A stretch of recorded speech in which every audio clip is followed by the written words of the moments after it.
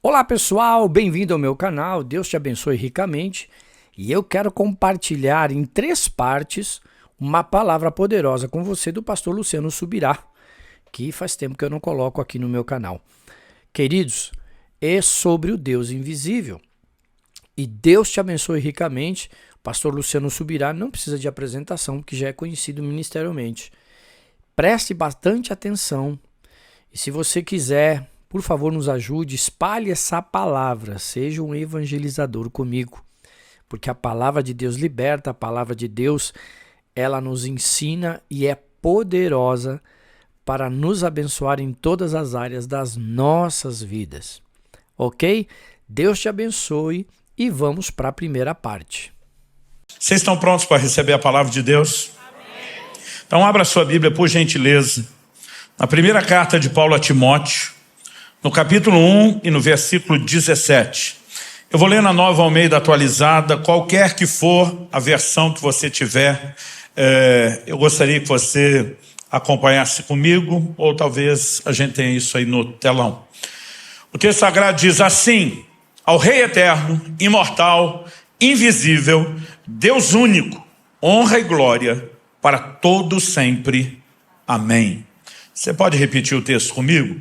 Diga assim: ao Rei eterno, imortal, invisível, Deus único, honra e glória para todo sempre. Amém. Só mais uma vez, com uns 30% a mais de volume, como se você tivesse jantado. Então vamos lá. Assim. Gente, isso aí foi 55% a mais, mas obrigado. Assim, ao Rei eterno, imortal, invisível, Deus único, honra e glória para todo sempre. Amém. Meu Deus, oramos que a Tua palavra alcance o nosso coração e não somente a razão. Oramos que a Tua palavra cumpra com o Teu propósito e ela seja de fato aplicada de uma forma bem pessoal pelo Teu Espírito, o Espírito da verdade.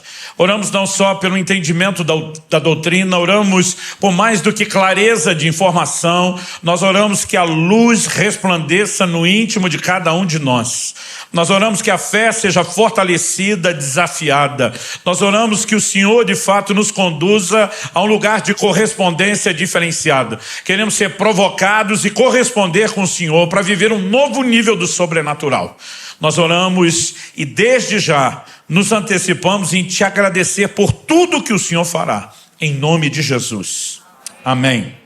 Bom, eu quero tomar dessas declarações que o apóstolo Paulo faz nesse versículo. Esse será o nosso ponto de partida e uma espécie de trilho para a mensagem. Ele apresenta alguns adjetivos a Deus. Ele o chama de Rei eterno, imortal, Deus único, mas no meio dessa lista nós temos um adjetivo: invisível. Na verdade, eu diria que é mais do que um adjetivo, é uma característica apresentada pelo próprio Deus na revelação de si mesmo. E eu quero tomar essa declaração sobre Deus, e o tema da minha mensagem hoje é o Deus invisível. Essa palavra aqui traduzida invisível, no original grego, auratos, ela significa despercebido, o que não pode ser visto, e foi traduzido na grande maioria das versões, tanto no português como em outras línguas, como invisível. Isso é sustentado por meio de várias afirmações das Escrituras. Eu gosto de dizer, quando a Bíblia repete muito um assunto, normalmente esse assunto deixou de estar no nível de informação e ele foi elevado à categoria de ênfase. E de alguma forma parece que Deus, quando falamos de ênfase, está tentando chamar a nossa atenção. Então em João no capítulo 1, no verso 18, a Escritura diz: ninguém jamais viu a Deus. Em João no capítulo 5, no verso 37, o próprio Jesus diz: o Pai que me enviou, esse mesmo é quem tem dado testemunho de mim. Vocês nunca ouviram a voz dele, nem viram a sua forma. Então o texto anterior, João 18, ninguém jamais viu a Deus. Agora ele diz: nem viram a sua forma. Em Colossenses 1,15, Paulo falando de Jesus diz: ele é a imagem do Deus invisível. A ideia é falar que Cristo revela o Pai, mas revela o Deus invisível. Então é uma característica da revelação de Deus. Em 1 Timóteo 6,16, a Escritura diz: o único, falando de Deus, o único que possui imortalidade, que habita em luz inacessível, a quem ninguém jamais viu, nem é capaz de ver. A ele honra e poder eterno. Amém. E por fim, 1 de João 4,12, o discípulo amado diz: ninguém, nunca ninguém viu a Deus. Então todas essas afirmações em conjunto sustentam, fortalecem, corroboram a mesma verdade, o Deus invisível. Isso me leva a uma pergunta, e é o primeiro tópico da nossa construção: por que não ser visto? Porque Deus escolheu, uma vez que isso é decisão dele, ser o Deus invisível, aoratos, despercebido, que não pode ser visto. E ao longo dos anos, porque esse não é um questionamento recente, mas ao longo dos anos eu encontrei 3 razões específicas pelas quais eu pudesse dizer isso meio que responde à pergunta, e para mim elas sempre foram suficientes, satisfatórias. Por que não ser visto? Em primeiro lugar, eu abordaria aqui, introduziria a questão da fé. Abacuque 2,4 diz que o justo viverá da sua fé. Isso foi repetido por Paulo na carta aos Romanos e aos Gálatas. O escritor de Hebreus também menciona. Isso se tornou um dos fundamentos da doutrina neotestamentária. Se o relacionamento com Deus é baseado na fé, e não só a conversão é pela fé, mas o justo vive pela fé, o que é fé? A definição bíblica de Hebreus 11:1 diz que a fé é a certeza das coisas que se esperam e a convicção dos fatos que não se veem. Se a fé é a convicção do que não se vê, em 2 Coríntios 5,7, Paulo diz isso, que andamos por fé e não por vista, porque fé é a convicção do que não se vê, faz todo sentido que Deus tem escolhido permanecer invisível. Como veremos, ninguém nunca viu a Deus, não é por ausência de forma, mas porque Ele escolheu, Ele optou para que a sua forma não fosse vista. Então, em primeiro lugar, a questão da fé, e acredito que a gente nem precisa detalhar muito isso. Segundo lugar, algo que eu tenho percebido nas Escrituras, a gente pode classificar como a questão da idolatria. Em Êxodo, no capítulo 19 e 20, nós temos a revelação de Deus no cume do monte Horebe, na cordilheira do Sinai, e a Bíblia diz que não apenas a glória de Deus envolve o monte numa nuvem escura, mas que Deus falou do meio do fogo, que houve relâmpagos, vozes, trovões, e a manifestação da glória de Deus foi assustadora, a ponto de o povo pedir a Moisés: fale Deus com você, e você conte para nós, porque nós não vamos poder suportar isso, nós vamos morrer. Em Deuteronômio, no capítulo 4, e Deuteronômio significa segunda lei ou repetição da lei, nesse, que é o 5º livro do Pentateuco, os 5 primeiros livros da Bíblia, cuja autoria são atribuídas a Moisés, nós temos uma espécie de repetição dos principais mandamentos e dos highlights, os piores e melhores também momentos da nação de Israel, principalmente daquela geração que sai do Egito rumo à terra prometida.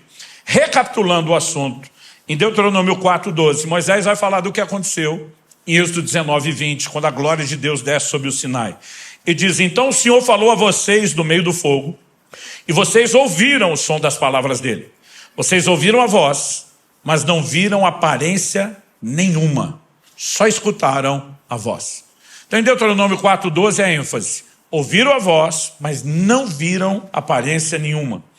Do verso 15 ao 18 agora, Deus diz: tenham cuidado, guardem bem a sua alma, porque vocês não viram aparência nenhuma no dia em que o Senhor, o Deus de vocês, lhes falou em Horebe, no meio do fogo. Portanto, tenham cuidado para não se corromperem. Olha a definição de corrupção aqui: para não se corromperem e fazerem para si alguma imagem esculpida na forma de ídolo, semelhança de homem ou de mulher, semelhança de algum animal que há na terra, semelhança de alguma ave que voa pelos céus, semelhança de algum animal que rasteja sobre a terra, semelhança da terra. Então, nos versos 23 e 24, a advertência é repetida: tenham cuidado de não se esquecer da aliança que o Senhor, seu Deus, fez com vocês. E quando agora ele fala de aliança, ele está puxando também as palavras da aliança, os mandamentos principais que Deus concedeu, entre eles: não façam para vocês, são dos 10 mandamentos do decálogo, imagem de escultura, não se curvem diante delas, nem as adorem.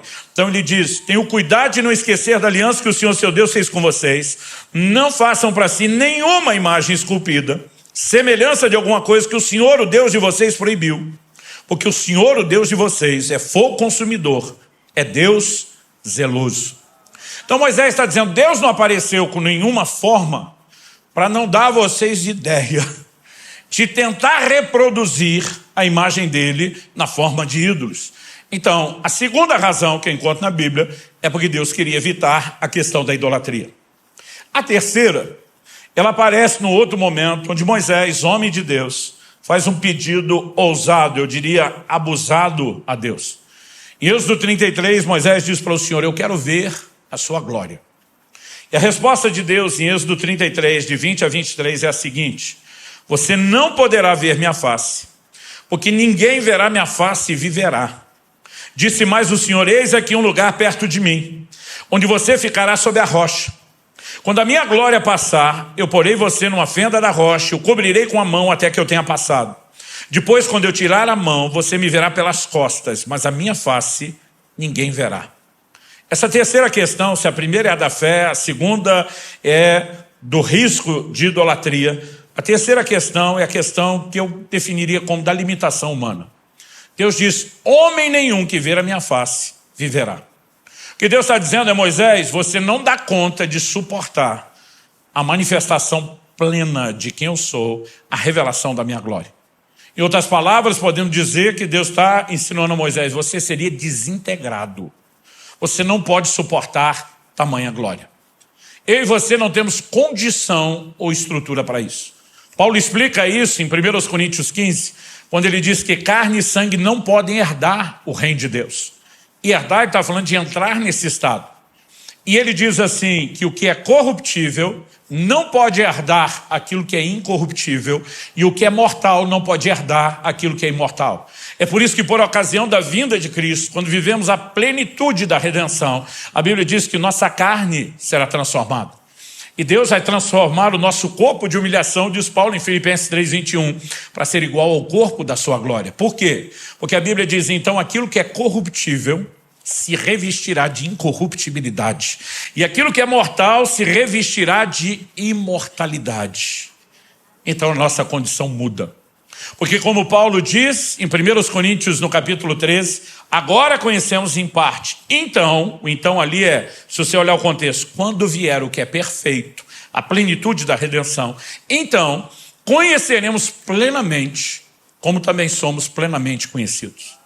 Deus nos conhece plenamente, porque Ele é o Deus onisciente. Ele nos conhece de forma completa e restrita. Mas a Bíblia diz que quando vier o que é perfeito, por conta da transformação que eu e você viveremos, nós poderemos suportar o conhecimento pleno dEle. E eu, com muita paciência, mas cheio de esperança e empolgação, fico aguardando o dia em que o poderemos ver face a face. Esse dia chegará.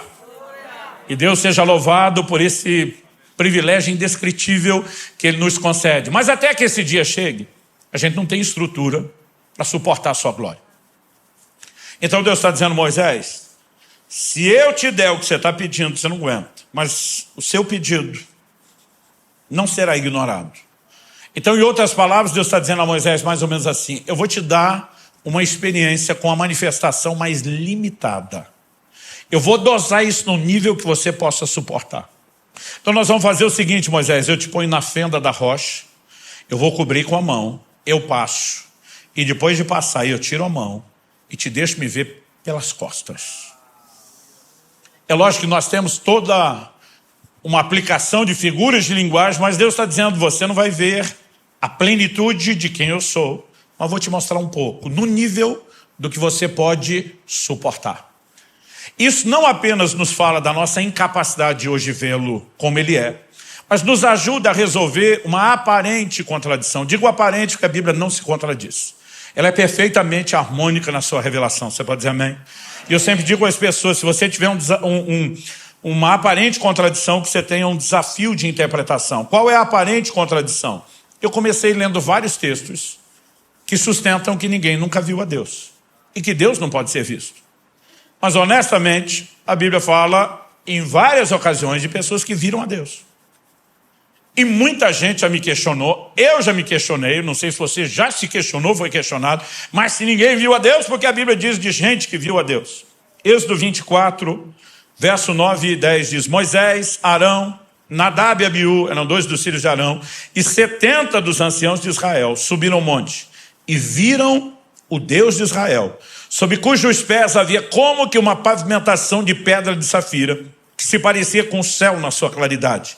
Deus não estendeu a mão contra os escolhidos dos filhos de Israel. Eles viram Deus, comeram e beberam. Aqui tem a observação, viram e não morreram. Mas a pergunta é, viram tudo que se podia ver? Certamente que não. Por quê? Esse relato é em Êxodo 24. Em Êxodo 33, Moisés está dizendo, me mostra sua glória. Ele está dizendo aquilo que eu vi. Nós dois sabemos que não é tudo. A Bíblia fala que viram os seus pés, e sob os seus pés, como que uma pavimentação, né, de pedra de safira. Não há descrição de terem visto Deus na sua plenitude. E vários textos apontam na mesma direção. Aliás, Moisés, antes de Êxodo 24, em Êxodo 3, já tinha visto Deus na sarça ardente. A Bíblia diz que o próprio Deus se manifestou ali e falou com ele. Aliás, sempre que você lendo o Antigo Testamento, você lê a expressão o anjo do Senhor, artigo definido. Não um indefinido, um qualquer, mas o anjo. Isso é o que na teologia nós chamamos de teofania, uma aparição de Deus. Mas ela sempre acontece no que nós chamamos no modo limitado. É como se Deus dissesse, eu vou dosar para que você suporte. No livro de Juízes nós temos dois exemplos. Um deles, o anjo do Senhor aparece a Gideão. Quando ele descobre que era um anjo do Senhor, ele fica apavorado, dizendo, eu vou morrer. Porque o entendimento é, o ser humano não pode ver Deus e sobreviver. Mas quando ele não morre, ele levanta um altar e ele chama Jeová Shalom. O Senhor é paz. Tipo, Deus não veio para me destruir. Ele veio em paz.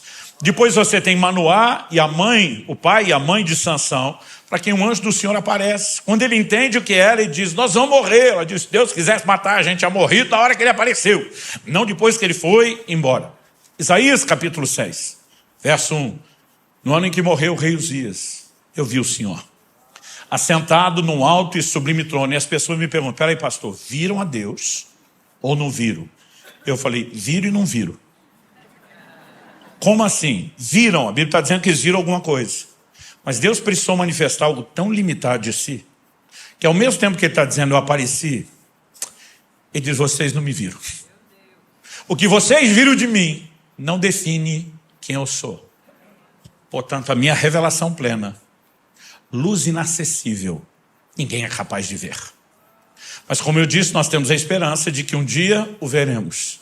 Até lá, eu aguardo pacientemente o momento em que tenhamos a estrutura de suportar a manifestação da sua glória.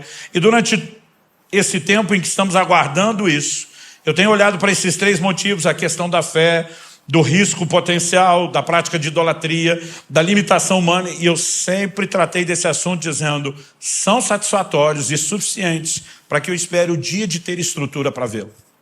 Mas agora, no mês de julho, eu estava num evento no México, estava durante um período de jejum, e eu tinha me proposto ao longo desse jejum, eu queria ler a Bíblia toda durante esse período. Então, eu me lembro que um dia eu fui para a academia treinar e eu fiz algo diferente. Normalmente, quando eu estou ali fazendo um cardio, eu brinco que é uma extensão do meu devocional. Boto um louvor, adoração e fico orando. Às vezes assusto alguém na academia, mas tento sempre orar em voz baixa, mas aproveitar aquele tempo. Mas aquele dia algo estava queimando no meu coração, aquele anseio, eu preciso ler a Bíblia, eu preciso ler a Bíblia. E eu mesmo pensando, isso não é coisa que se faz, porque o exercício de cardio que eu estava fazendo, eu não estava numa bicicleta, eu não estava numa esteira, eu estava num elíptico. Você movimenta a mão. E eu estava lendo a Bíblia no celular. Então você tinha que ficar movimentando, empurrando e rolando o texto para cima. E eu pensei, esse negócio vai ser chato demais, vai dar trabalho. Mas eu estou tão envolvido na leitura. E eu tinha começado em Gênesis, a ideia era ir até Apocalipse quase que em sequência. Eu fui alternando um pouco entre Velho e Novo Testamento, mas seguindo bem a sequência de uma forma geral. E eu ainda estava em Deuteronômio 4, que é o texto que nós lemos sobre idolatria. E foi quando eu li esse texto, que diz que Deus não apareceu em nenhuma forma, que o Espírito Santo falou comigo, o Deus invisível. E na hora eu lembrei de 1 Timóteo. Na hora eu lembrei de Colossenses 1,15 falando de Jesus, ele é a imagem do Deus invisível. E Deus começou a chamar a minha atenção, dizendo, esse assunto precisa da sua atenção. É uma das formas como eu tenho me revelado. Tem algo por trás disso. E o Senhor me disse, durante os anos, você buscou e encontrou 3 respostas para o fato de eu não aparecer com nenhuma forma. Ele diz, mas tem algo que você não viu. Tem algo que você não compreendeu.